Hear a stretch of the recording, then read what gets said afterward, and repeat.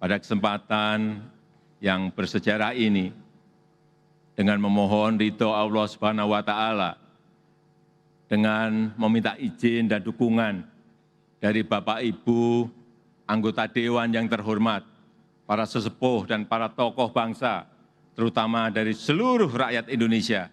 Dengan ini saya mohon izin untuk memindahkan ibu kota negara kita.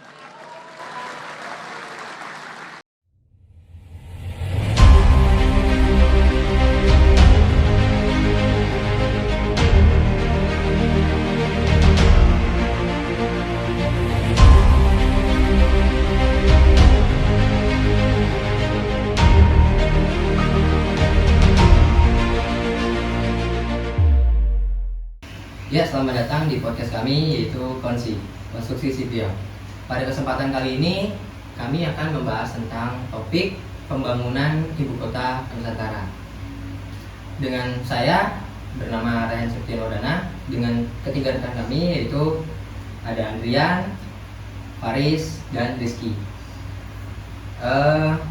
Bagaimana menurut teman-teman semua nih, tentang berita yang sudah beredar di TV, di koran, di majalah, atau di media sosial yang beredar sekarang ini? Presiden kita akan memindahkan ibu kota kita nih ke Kalimantan, kalau nggak salah ya. Betul.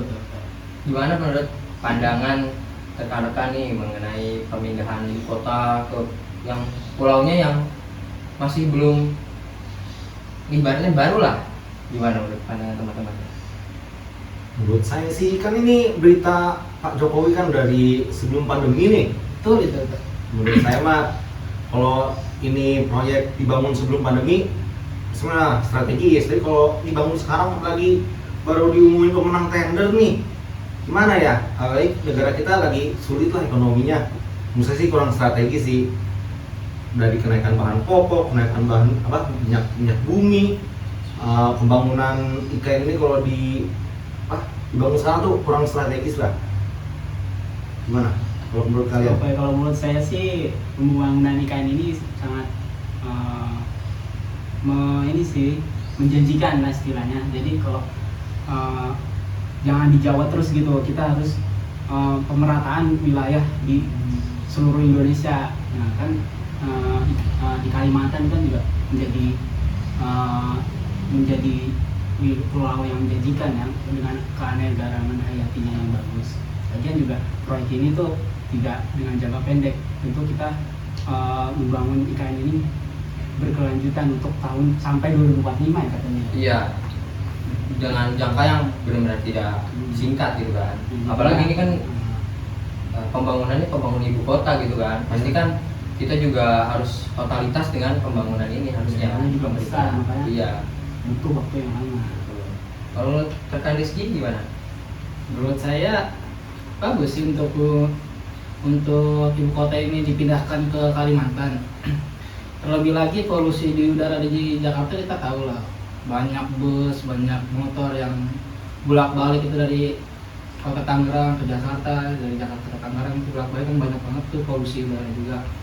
Yang penduduknya itu udah semakin lama kan semakin menumpuk di Jakarta kan. Nah, itu mengurangi populasi masyarakat pun bisa pindahkan ibu kota jadinya. Dan yang saya dapat di media sosial juga, untuk wilayah Kalimantan yang akan dijadikan ibu kota ini, ternyata untuk sumber air bersihnya ini ternyata susah banget. Nah, makanya menurut saya bagus banget kalau misalkan ada IKN ibu kota Nusantara ini ada, itu kemungkinan untuk sumber air bersihnya ini akan lebih mudah dijangkau gitu. Berarti ibaratnya kita pembaruan, benar-benar pembaruan dari sumber daya, dari polusi-polusi yang sudah menumpuk di ibu kota yang sekarang kan. Itu kita pindah ke ibu kota yang baru, jadi udara lebih segar, seperti itu ya. Nah, menurut kalian nih, rekan-rekan saya nih, apa sih konsep yang ada di IKN ini, pembangunan itu? Apa tuh konsepnya? Kalau menurut saya sih konsepnya itu smart city ya, kota cerdas yang berkelanjutan. Oh iya. Jadi, kita membangun suatu peradaban baru untuk membangun ibu kota, karena kan di Jakarta sendiri kan sudah tidak lagi ini ya, udah secara hitung-hitungan sih Udah efektif lah. secara hitung-hitungan sih Sulit untuk pembangunan yang untuk city-city itu ya, apa? Smart city kayak gitu. Smart city ya. Hmm. Soalnya ibu kota yang sekarang juga kan sudah padat banget kan. Mau Betul. pembangunan baru pun Udah sulit gitu. Gedung di mana-mana udah Iya. sulit. Sulit gitu. Warganya juga sudah menumpuk di ibu kota juga kan. Kalau kita membuat pembangunan apa tadi? City, smart city. Smart city. Itu agak sulit. Mungkin kalau kita pindah mungkin konsep ini juga sangat baik ya kalau di ibu kota Nusantara itu kan. Lahannya masih luas, masih ya ibaratnya belum menumpuk banget lah. Betul. Tapi kalau lihat dari videonya sih, kayak konsepnya lebih ke kota hutan, forest city lah. Soalnya Iya gimana sih, ya? bener. Ya kan kayak apa?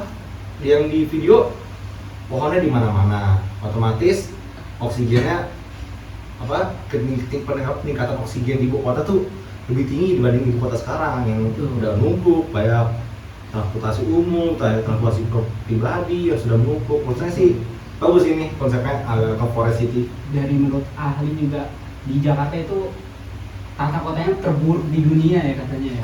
Betul. Hmm. Soalnya kan Betul, emang udah betul. bangun dari zaman kita Belanda. Betul. Mau gimana lagi? Mau digusur juga salah. Ini menjadi PR nih bagi jurusan PWK ya tentunya ya. Iya, dan juga ada artinya ada isu-isu kalau misalkan kita buat ibu kota di Kalimantan itu paru-paru dunia akan berkurang. Padahal kan Indonesia juga memikirkan tadi yang kata rekan Andrian ini kan bilang semua apa sih kehutanan gitu kan. Nah, itu Udah forest city. konsep yang bagus juga sih. Dari Hmm. konsep yang kita sudah bahas tadi mengenai ibu kota Nusantara tadi ya. Konsepnya kan tadi smart city. Ya, smart city. Nah, bagaimana menurut rekan-rekan nih pembangunan pada smart city ini kan tidak dibilang bisa murah ya, atau mengenai apa pembiayaannya bakalan besar gitu, mahal. Gimana sih dana proyek sebesar itu tuh dapat dari mana gitu? Oh ya, menurut saya pribadi ya, itu kan kalau nggak salah Pak Jokowi itu pernah bilang gitu, untuk pembangunan IKN itu sekitar 460 triliun kan, Ya. dan itu kalau nggak salah dari dana APBN itu sekitar 20% anggarannya itu dikasih ke untuk IKN itu sendiri. Yang saya tahu cuma dana dari APBN saja. Ya. Kalau nggak salah itu ada 3 ya dananya. Yang pertama itu dari APBN, terus APBU itu, terus apa tadi pemerintah badan usaha ya dari itu. Terus yang ketiga itu dari pembiayaan dari pihak swasta atau BUMN. Nah sebenarnya itu ada lagi asetnya. Jadi Kemenko itu punya aset negara yaitu seperti ASN, tapi kenyataan tuh sekarang tuh belum sampai 30% pemindahan ASN itu ke ibu kota baru. Tapi ini ada PR lagi nih. Kan kontraktor yang menang kan 3 nih. Iya. Ada PP, ada Waskita, Kita. sama satu lagi Adikarya nih.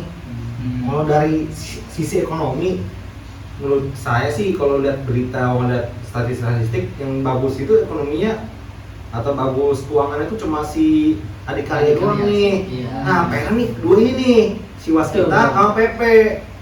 Mereka punya utang yang bisa dibilang nggak kecil lah. Ditambah lagi nilai kontrak mereka triliun-triliunan. Betul. Agak sulit nih walaupun kita kayak tadi bilang APBN cuma turun 20%. Artinya kalau nilai kontrak mereka sekitar 2 triliun, 3 triliun cuma turun 20%, 80% itu dari mana? Apakah mereka ngutang lagi kah? Kayak PP aja kemarin beritanya yang lagi isu gede tuh PP aja baru jual-jual aset mereka kayak pembangkit listrik apapun itu. Gimana nih PR mereka nih? Karena mereka sih agak sulit nih bagi yang dua tadi nih, Waskita sama PP nih agak sulit nih. Karena masyarakat beropini lagi ya, Iya. utang lagi. Utang lagi, mas apa kayak opini masyarakat tuh kayak gimana ya, kayak agak menusuk lah, agak menusuk BUMN ini.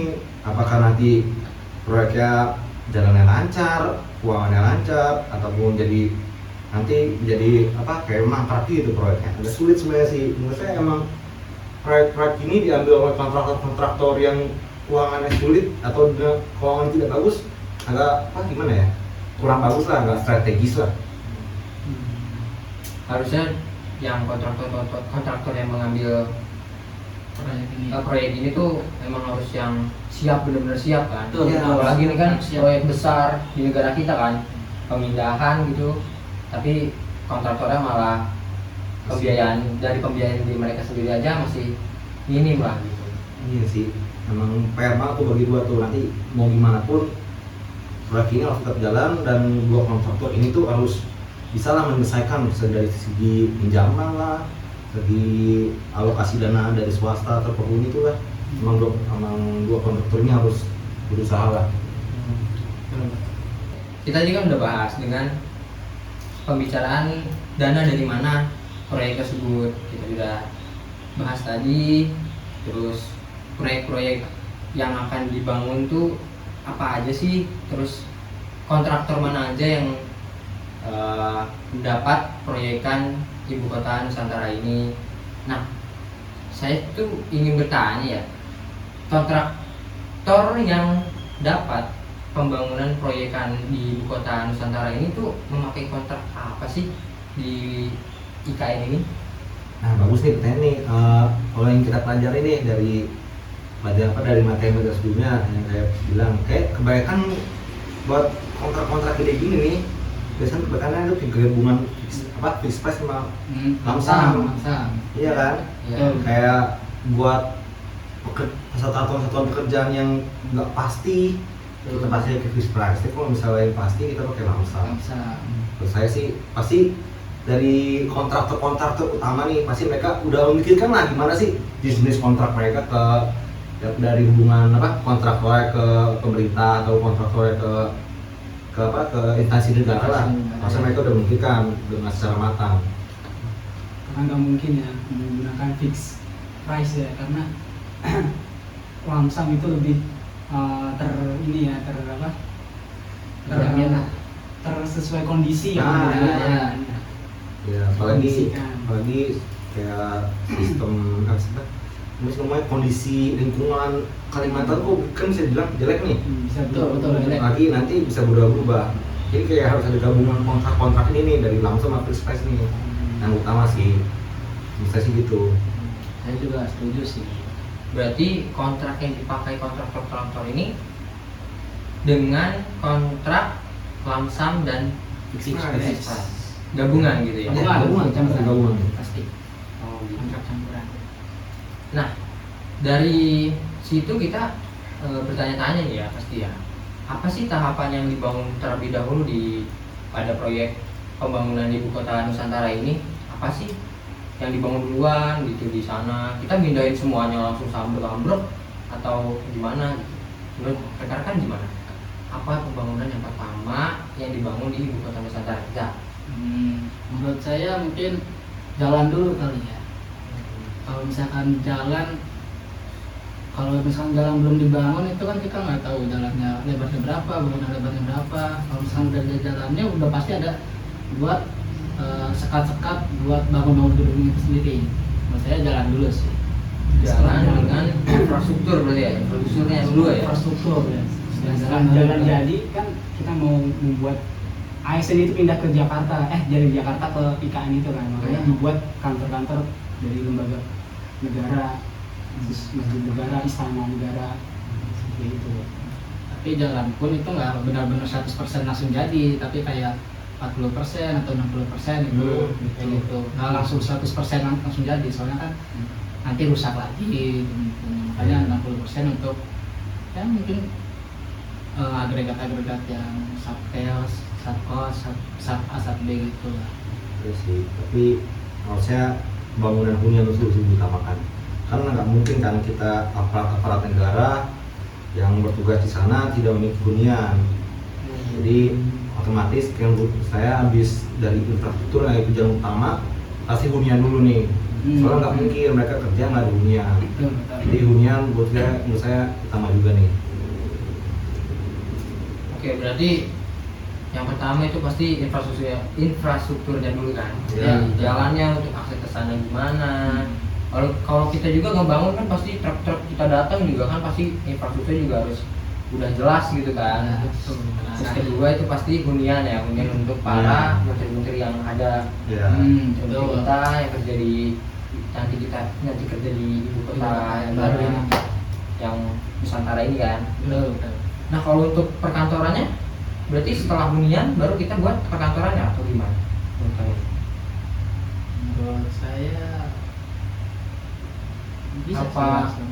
emang tahapannya tuh emang infrastruktur, terus ke hunian, langsung ke Ya, Gedung-gedung. gedung-gedung Ya. ya, gedung perkantoran. untuk rapat-rapat Iya, kayak Iya. gedung para menteri kan? Iya.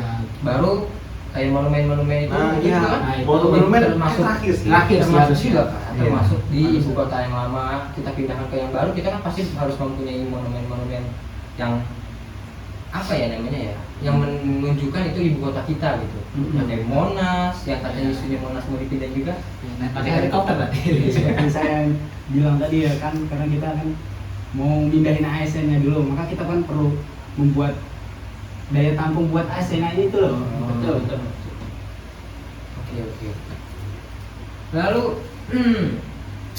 dari kita bahas tahapan bangun proyeknya nih, saya mau tanya lagi, gimana pembayaran gaji para pekerja yang ada di proyek ibu kota Nusantara ini? Menurut kalian tuh pembayaran gaji pekerja itu gimana? Bagaimana pembayarannya? Atau gimana? Dari sumber yang di lapangan nyatanya tuh di lapangan tuh katanya pekerjaannya tuh yang dibayar tuh di bawah UMK sebesar 3,3, tidak sesuai dengan UMK gitu. Jadi harusnya sih 80%, dan juga itu harus tenaga kerjanya tuh harus dari lokal semua itu, jangan asing semua, maksudnya 80% dari lokal gitu. Berarti emang udah ada peraturannya mengenai pekerjaannya itu emang harus 80% itu dari negara kita sendiri gitu. Ya. Kan kebanyakan kontraktor itu ada yang memasukkan dari WNA, negara-negara luar kerja ke kita dengan alasan lebih ahli gitu kan. Tapi kan gimana ya, kesian juga kan pembangun pekerja-pekerja kita yang dari negara kita sendiri, malah ada proyekan besar nih, malah dia tidak kerja di situ. Makanya ada peraturan yang menunjukkan itu ya, 80% dari pekerja nasional dan baru 30% itu dari warga negara asing. Makanya nih tugasnya si LPM nih, Lembaga Pemberdayaan Masyarakat nih, harus turun tangan nih langsungnya nih. Kayak harus mastiin kayak pekerjaan itu masuk balik, karena 80% itu dari warga lokal. Betul, Nggak itu bisa- harus. nggak bisa kayak 50-50, nggak boleh itu kayak sepertinya. Soalnya di LPM juga udah ada lah mereka peraturan atau ketentuannya lah tentang pembangunan di ibu kota, bangunan baik di desa ataupun kota. Harusnya mereka tuh terjun langsung, lebih memperhatikan, apalagi ini kayak pembangunan ibu kota baru nih, ibu kota Nusantara. Harusnya LPM lu tugasnya memastikan kalau misalnya bener nih 80% itu warga lokal. Tugas besar dari LPM itu sendiri itu mah. Lagian juga tingkatan untuk konstruksi SDM untuk konstruksi di Indonesia pun menurut saya itu udah bagus-bagus semua sih, nggak kalah jauh sama negara asing sih misalnya. Itu harus lah 80% warga Indonesia, 20% itu harus negara asing, jadi balance lah. Oke. Ya dari pembicaraan kita tadi, maka pembayaran gaji pekerjanya itu harus sesuai dengan ASN, kurang lebih 30% tadi kan kita bicarakan. Lalu LPM harus lebih memperhatikan lagi, karena ini kan proyek yang besar ya tadi. Betul. Rekan-rekan kita bicarakan itu ini proyek besar, makanya LPM itu harus lebih memperhatikan lagi. Lalu kita kan tadi udah bahas ya lumayan agak serius lah ya tentang kontrak, pinjaman, dana dari mana, tahapan. Kita pertanyaan hal-hal ya intermezzo aja lah. Oke. Menurut rekan-rekan nih, apa sih yang menjadi daya tarik di ibu kota Nusantara ini yang tidak ada di ibu kota yang sekarang nih, ibu kota Jakarta? Apa sih? Kalau dari daya tariknya sih smart city itu tadi ya, smart city dengan Iya kota sih, benar sih. berkelanjutan, kota cerdas, dengan kota modern, dengan tidak menyampingkan kebudayaan Indonesia, jadi tetap dengan kearifan lokalnya Indonesia, jadi menampilkan ciri khas Indonesia. Kan ada itu tuh lambang negara juga kan, Garuda. Oh, Bisa ini gitu kan. bentuk bangunannya ya? Istananya Istananya. di Jakarta juga.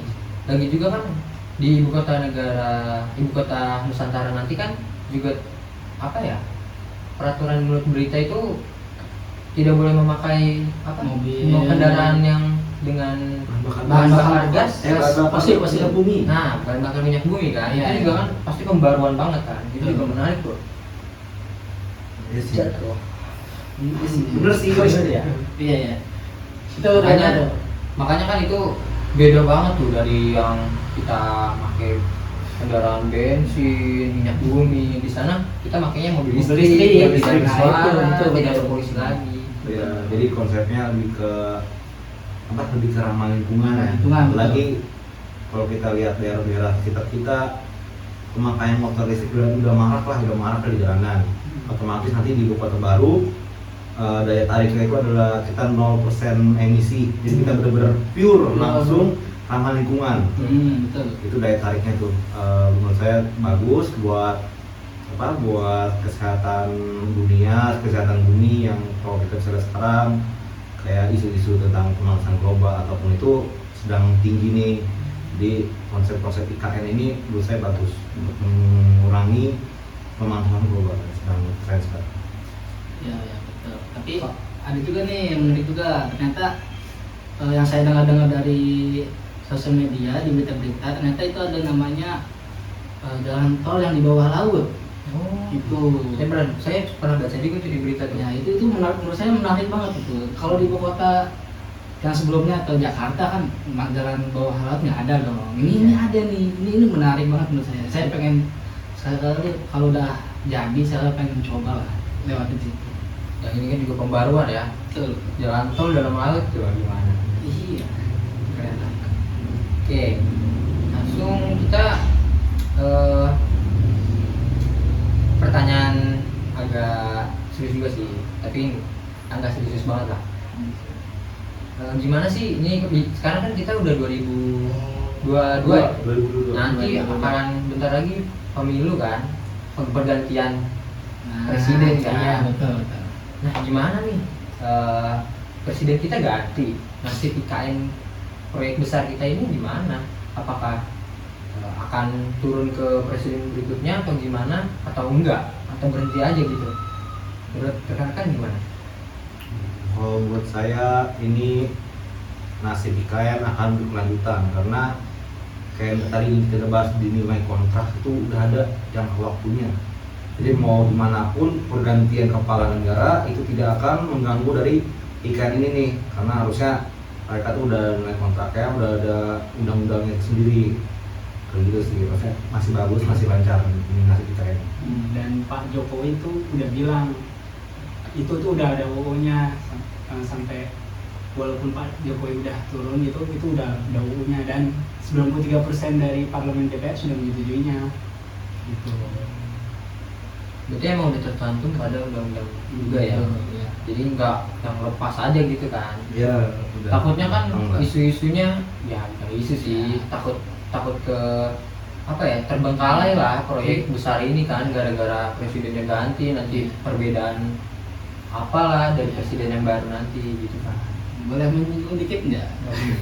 Apa tuh? Ya kan kayak tahun presiden kedua itu kan ada isu-isu juga tuh, isu-isu ibu kota pengen pindah, tapi kan kenyataannya setelah pergantian presiden kan nggak pindah-pindah itu masih di Jakarta ya. Dan alhamdulillahnya untuk sekarang yang benar dikatakan Paris itu Pak Jokowi sudah merapatkan tentang IKN itu untuk dilanjutkan, dan 93% itu DPR itu setuju. Jadi nggak bakalan mangkrak lah. Ya itu. Belum mateng. Harusnya ini memang ini proyek besarnya emang benar terorganisir dengan baik lah ya. Iya. Udah matang lah. Ya semoga aja kita bisa lah ngeliat proyek ini berjalan dengan lancar dan jadilah. Amin, Amin. amin. Pertanyaan terakhir nih dari teman-teman semua nih, pro atau kontra dengan adanya ibu kota Nusantara ini? Kalau saya sih setuju sih pro. Oh, keren. Ya. Kalau untuk Faris? Ya, selain pro ada juga pasti yang kontranya kan. Dan di lapangan itu 70 dinyatakan 70 responden itu cukup resah dengan adanya masalah-masalah yang timbul. Di masalah sosial ya, seperti yang pertama itu ketindihan antara budaya adat setempat itu bisa hilang gitu. Yang kedua itu bisa juga karena pendidikan, ketimpangan antara pendidikannya antara lokal dan pendatangnya. Gitu. Jadi Paris pro kontra? Pro Paris pro. Tetap pro ya. Tetap pro.